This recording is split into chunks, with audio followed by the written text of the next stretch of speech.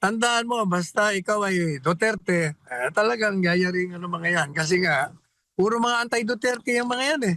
Wala pa ako nakita dyan na tumayo na pagtanggol si Duterte samantalang dati naman mga aleluya. Dati namang may batas, wala namang problema. Ang problema nga, may nag-aabuso. Kung may nag-aabuso, dapat talagang panagutin.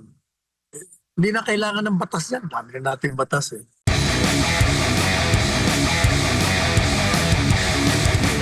Well, alam mo, may mga influencer, vloggers na matitino. Meron din namang mga hindi. Wala nang ginawa kundi magmura na makitang maganda. Puro negatibo. Pero itong mga matitino, tama yun na takbo sila sa Korte Suprema. Ang problema lang diyan, pag walang restraining order, stopping the Quadcom from proceeding to the hearing, ito tuloy-tuloy ang hearing na yan. Ngayon, kasi hindi lahat kasi vloggers matitino. Isa sa mga petitioner dyan, sa akin, yung inilabas mo dyan, na wala akong kabilib-bilib dyan. Kaya, like si Crisette, okay yun sa akin, yung mga iba dyan. Pero sa totoo lang, kung matino naman ang mga kritiko mo, hindi ka dapat na bubusalsalan. Ano yan? Labag yan sa freedom of expression, freedom of speech. Kasama lahat yan eh. Ba't hindi na ako nagtataka dyan sa Quadcom? Wala kung bakit. Yung mga nila sa Quadcom, yan ang binabanatan kasi ng mga, siguro, mga ilan dyan. Mga ilan sa kanila, hindi ko kasi napapanood yung mga vlog nila. But most likely, sila ang binabanatan ng gusto. Dapat lang naman kasi talagang mali naman ang ginagawa nila. Basta sila nagpapakulong. Basta hindi nila type ang sagot. Pag absent, hindi pa pwede rin yun. Pag alam mo, pag nag-aabuso ka, dapat talagang pigil. Opo, at yung mga hindi nga sumipot doon sa hearing, Attorney Sale, posibleng isyuhan ng show cause order. Ano ho ba ito? At anong mangyayari doon sa mga resource person inimbitahan? Ano yan? Ano yan? Yung posibleng isyuhan po ng show cause order yung mga hindi po sumipot doon sa hearing ng TRICOM. Naman ang hindi ba pag hindi sumipot kinokontempt nila? Yes. So ano po yung mangyayari pag hindi pa rin sila sumipot kahit may inisyong show cause order? Pwede silang i-contempt. Alam mo naman yung Quadcom, di ba? Ang wala makapigil sa mga yan eh. Opo, opo. Pero ilan sa mga netizen, kasi attorney, napansin nila halos lahat daw ng mga resource person ay mga Duterte supporters o mga pro-Duterte. Ano masasabi? Siyempre, pag niya identified kang Duterte, palagi ka nang kinokontra. Palagi ka nang patatahimikin. Ganyan talaga ang regla dyan eh. So walang kaibahan po ito doon sa mga hearings na ginawa po nila, doon sa mga may koneksyon sa mga Duterte, doon sa mga sumusuporta sa mga Duterte, attorney? Walang kaiba talaga yan. Basta, tandaan mo, basta ikaw ay Duterte, talagang yayaring mga yan. Kasi nga, puro mga anti-Duterte yung mga yan eh. Wala pa ako nakita dyan na tumayo na pagtanggol si Duterte samantalang dati naman mga aleluya, mga Duterte, iba na panahon.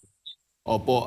Pero pagdating po dito sa usapin ng fake news at misinformation, attorney, ano ho ba yung masasabi po ninyo? Dapat magkaroon na ba tayo ng isang batas patungkol o laban po dito? Dati namang may batas, wala namang problema. Ang problema nga, may nag-aabuso. Kung may nag-aabuso, dapat talagang panagutin. Hindi na kailangan ng batas yan. Dami na nating batas eh. Pero Pasok mas... opo. Ano yan? Oo. Pero attorney, kasi ang sabi ng ilan, mas maraming resources yung nasa pro kaysa dito sa mga anti-Marcos. Baga, hindi naman po nila magagawa yung paggagawa ng mga trolls. Baka mo, itong mga trolls na sinasabi nila, gumagamit ng mga trolls para siraan yung gobyerno. O yung mga trolls talagang maninira yan. Ang dami niya, ilang libo. Kahit nasa loob ng aking TikTok, may mga pumapasok eh. Ganyan talaga yan. Wala ka nang gagawa dyan. Binabayaran yung mga yan eh. Opo. Kayo ho ba nabiktima rin ng fake news, attorney? Paano po ninyo tinugunan yan? Di naman ako, meron din, di ba, nung nasa Malacanang. Pero wala. Alam mo, ang sagot sa fake news, sasagutin mo lang. Ganun talaga. Dapat talaga panagutin yung mga nag-fake news. Yan ang dapat. Opo. At bukod sa mga social media influencer ay inimbitahan nga, nagmotion nga kahapon si Congressman Marcoleta na pati yung mga nasa print tulad ng Inquirer pa yun, Philippine Star ay imbitahan sa pagdinig po ng TRICOM patungkol mo dito sa fake news at misinformation dahil nga po mismo siya ay nabiktima din po nito, attorney. Basta ang aking ang aking pananayam, pag nag-violate, kailangan i-demanda mo. Wala. Yun lang. Otherwise, hindi matitigil. Ito pong mainit na issue, usapin kahapon yung investigasyon po ng Tri-Committee patungkol po sa fake news. Marami naman, Attorney Sal, sa mga inimitahang political at social media vloggers ang hindi dumalo sa pagdinig at sa halip ay nagtungo po sa Korte Suprema. Alamin natin ang balitang yan mula kay MJ Mondehar.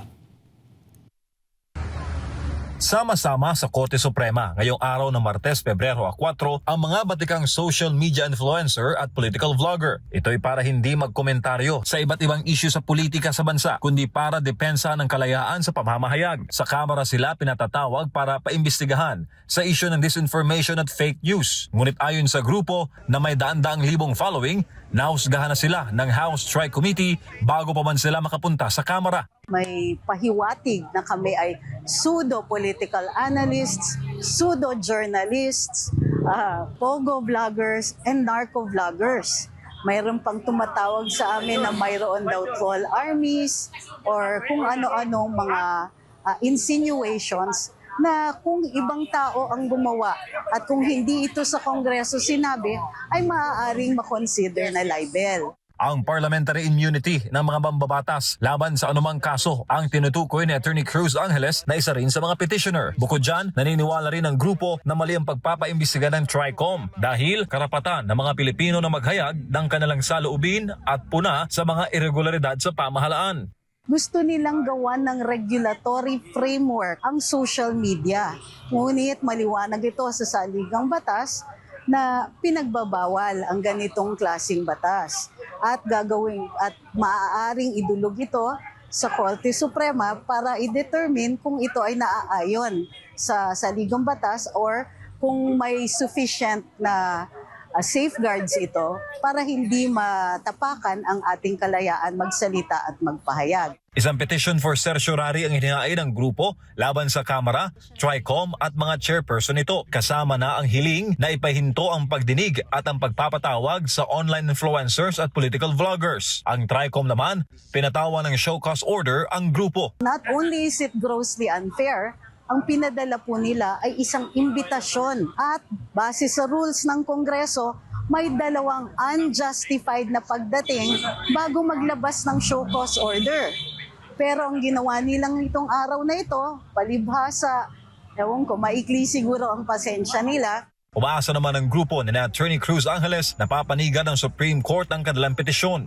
It's going to be very, very difficult considering kung paano nila tinatrato kami despite the fact na maayos naman po kami nagsalita at nagsabi na ito po, hindi po kami maaaring pumunta dyan dahil hindi kami naniniwala na ito ay ayon sa mga sa doktrina na nasa Korte Suprema. Para protektahan ang aming karapatan at ang democratic space, kami po ay dumululog sa Korte Suprema. Para sa Diyos at sa Pilipinas kong mahal, MJ Mondehar, SMNI News.